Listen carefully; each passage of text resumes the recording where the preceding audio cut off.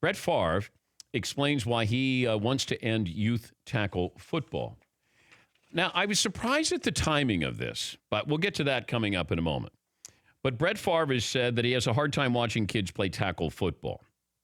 This is a guy who had 297 consecutive starts.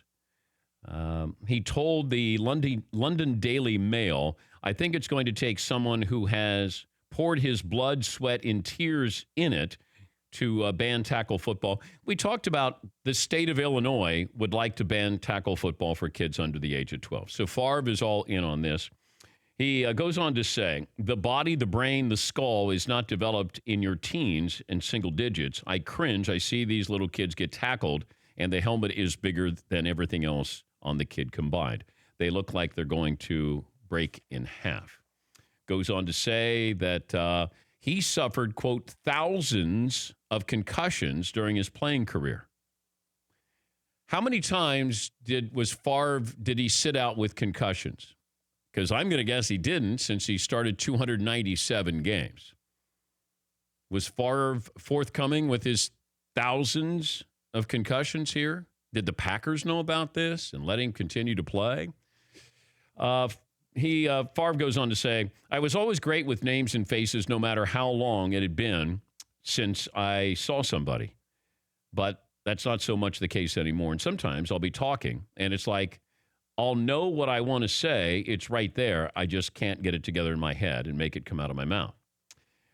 And I'm not surprised. Nobody should be surprised at the way Favre played, as tough as he was, that he didn't miss games, that he would have concussions. But thousands of concussions. So how many times did you have? I'm guessing thousands is hyperbole here. Because if you're going to have 4 a game, I don't think that's physically possible. Hundreds of concussions. Also, did you get your bell rung? Did you get dinged? Remember Troy Polamalu? Seton, this is on short notice here, but Troy Polamalu, the Steelers defensive back, was on, and this is a couple of years ago. And what he said and how he said it, it was sort of, okay, this is what life is.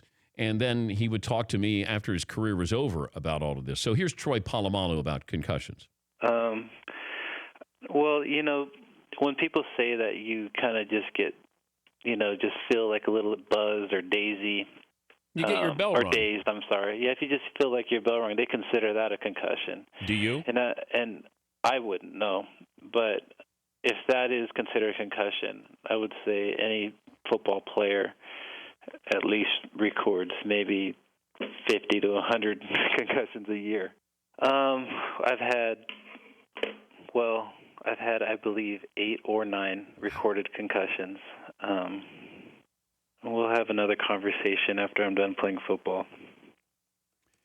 That's 6 years ago. We haven't had that conversation. I'd still like to with Troy Polamalu. Favre has dedicated a lot of his time and money to making football safer, in addition to backing this Illinois bill that would get rid of tackle football for kids who were 12 and under. Served as an executive producer on a short documentary covering the effects of head injuries after having conversations with a company that markets shock pads placed under artificial fields to lessen the blow of hits similar to the one that ended Favre's career.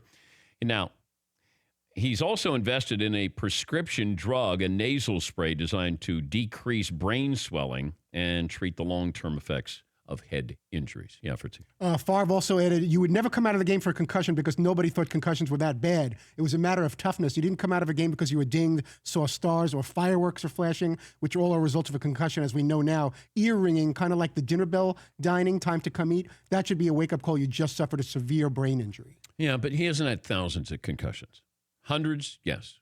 For more Dan Patrick Show, tune to Audience Channel 239 on DirecTV or download the Dan Patrick Show app.